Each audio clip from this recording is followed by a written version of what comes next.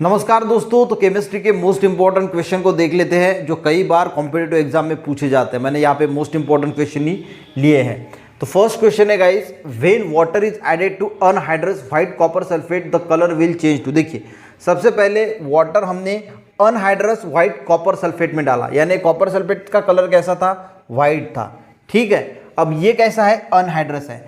सबसे पहले हाइड्रस का मीनिंग क्या होता है, देखिए हाइड्रस का मीनिंग बोल रहा हूं मैं, यानी जिसमें वाटर प्रेजेंट है उसको बोला जाता है हाइड्रस। यानी कोई कंपाउंड है, कोई मॉलिक्यूल है, अगर उसमें वाटर प्रेजेंट है उसको बोला जाएगा हाइड्रस।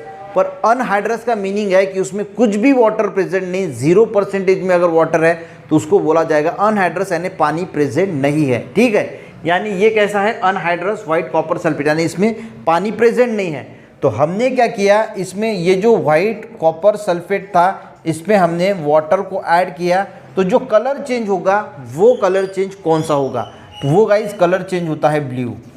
ठीक है, आपको ये नोट्स बनानी है या फिर कहीं पे नोट्स बनाते चलिए, लिखते चलिए, क्योंकि तभी आपको याद रहेगा कि जो व्हाइट कॉपर सल्फेट होता है इसमें अगर हम पानी ऐड करेंगे तो कलर जो चेंज होता है वो होता है ब्लू। नेक्स्ट क्वेश्चन देखते हैं, which gas has the highest calorific value. तो सबसे पहले गाइस ये कैलोरीफिक वैल्यू क्या होती है वो हम समझते हैं। देखिए कोई भी फ्यूल जो है वो पूरी तरीके से जब जल जाता है तो उससे कितनी हीट निकलती है, कितनी हीट लिबरेट होती है, उसी को बोला जाता है कैलोरीफिक वैल्यू।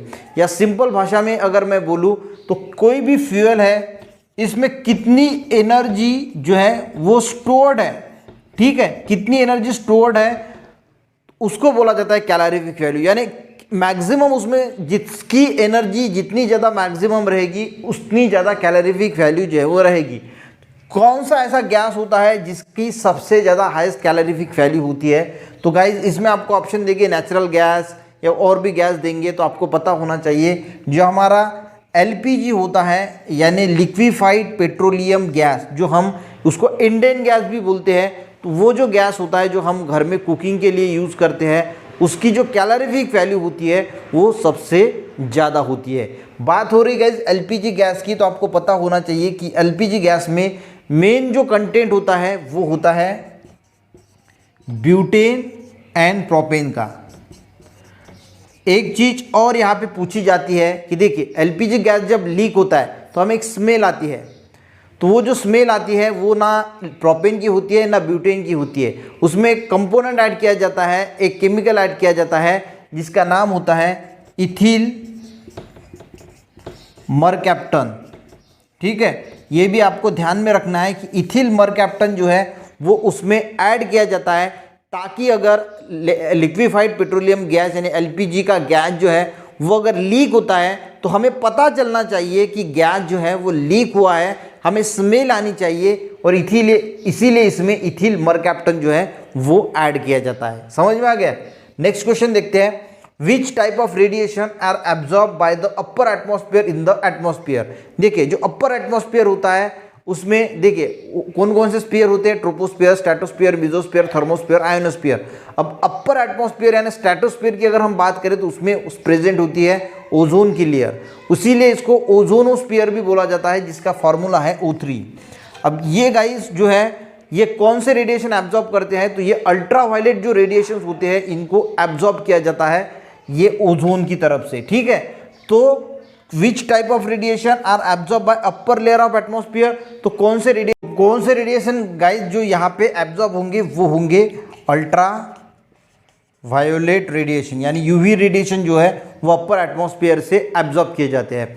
अब यहाँ पे गाइस ओजोन की बात हो रही है, तो ओजोन का डिप्लीशन होता है, वो भी पूछा जाता है कि कौन सा केमिकल है या कौन सा गैस है जो रिस्पॉन्सिबल होता है ये वाला जो O3 है ओजोन का डिप्लीशन के लिए। तो आपको पता होना चाहिए जो CFC होता है यानी क्लोरोफ्लोरोकार्बन, जिसमें Cl2 प्रेजेंट होता है, यानी हमारे घर में जो रेफ्रिजरेटर्स होते हैं, जो ACs होते हैं, इसमें से CFC निकलता है जो ओजोन का डिप्लीशन करता है। ये किस प्रकार करता है इसके मैंने बहुत सारे एक्सप्लेनेशन वीडियोस में दिए हैं, वो आप जरूर देखना। ठीक है, तो यहाँ पे अपर एटमॉस्फेयर में कौन सा गैस जो है वो एब्जॉर्ब होता है, तो अल्ट्रावायलेट रेडिएशन। ठीक है, नेक्स्ट क्वेश्चन देखते हैं, give the example of renewable energy source. देखिए जो एनर्जी के सोर्स होते हैं, एक तो रिन्यूएबल होगा या फिर नॉन रिन्यूएबल होगा।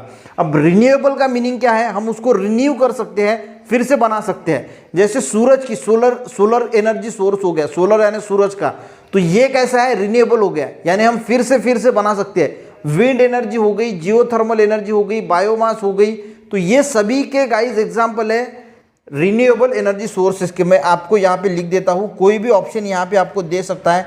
सोलर एनर्जी हो गई, या फिर जियोथर्मल एनर्जी हो गई, या फिर विंड एनर्जी हो गई, या फिर बायोमास हो गई, या फिर हाइड्रो इलेक्ट्रिक जो हाइड्रो पावर जनरेशन जो यानी पानी से जो एनर्जी क्रिएट की जाती है वो हो गई। तो ये हो गए रिन्यूएबल एनर्जी सोर्स। आपको नॉन रिन्यूएबल एनर्जी सोर्स का भी पता होना चाहिए। अगर नॉन रिन्यूएबल एनर्जी सोर्स बोला जाए तो ऑयल हो गया, जो नेचुरल गैस होता है। ये नॉन रिन्यूएबल यानी हम उसको फिर से बना नहीं सकते। ऑयल जो है ये हमारे पास लिमिटेड क्वांटिटी में होता है, एक दिन ऐसा आएगा कि हम अगर ज़्यादा इसको यूज़ करेंगे तो ये ख़त्म हो जाएगा, तो उसको बोला जाता है नॉन रिन्यूएबल एनर्जी सोर्स। ये नेचुरल गैस हो गया, जो कोल हो गया, ये जो हम न्यूक्लियर एनर्जी बनाते हैं तो ये न्यूक्लियर एनर्जी हो गई। तो ये एग्जाम्पल है नॉन रिन्यूएबल एनर्जी सोर्सेस के। और रिन्यूएबल एनर्जी सोर्स के solar energy, geothermal, wind, biomass, hydro power, ये रिन्यूएबल एनर्जी सोर्सेस के कुछ एग्जाम्पल। चलिए नेक्स्ट क्वेश्चन देखते हैं। विच mineral found in pure form. देखिए जो मिनरल्स होते हैं ना वो जनरली प्योर फॉर्म में नहीं होते, उनको जो है वो रिफाइन करके फिर निकाला जाता है। पर ऐसा कौन सा मिनरल है जो हमें नेचर में प्योर फॉर्म में ही मिलता है, तो वो होता है गाइस कॉपर। कॉपर जो होता है ये हमें प्योर फॉर्म में ही मिलता है, ये आप हमेशा याद रखना। कॉपर जो है वो डाइजेशन के लिए बहुत अच्छा माना जाता है, और इसीलिए लोग सवेरे सवेरे जो कॉपर के इसमें जो पानी रखा होता है वो पीते हैं। ठीक है, नेक्स्ट क्वेश्चन देखते हैं। Road get damage if there is. देखिए ये बहुत सीधा और सिंपल सवाल है, पर कई बार एग्जाम में पूछा जाता है कि जो आपने देखा होगा कि जो सड़कें होती है वो कुछ दिनों के बाद बनने के बाद डैमेज हो जाती है, यानी ख़राब हो जाती है।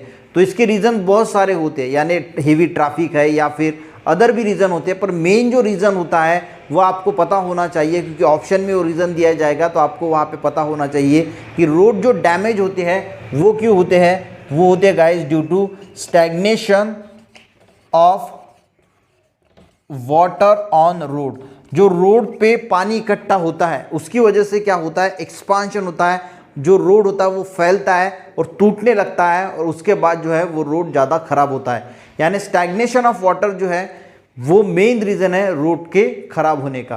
नेक्स्ट क्वेश्चन देखते हैं guys. Which fibre is known as the terylene. देखिए आपने जब आप कपड़े लेने जाते हैं या कहीं पे जाते हैं तो आपने सुना होगा टेरिलीन, ये वर्ड आपने सुना होगा, टेरिलीन का कापड़।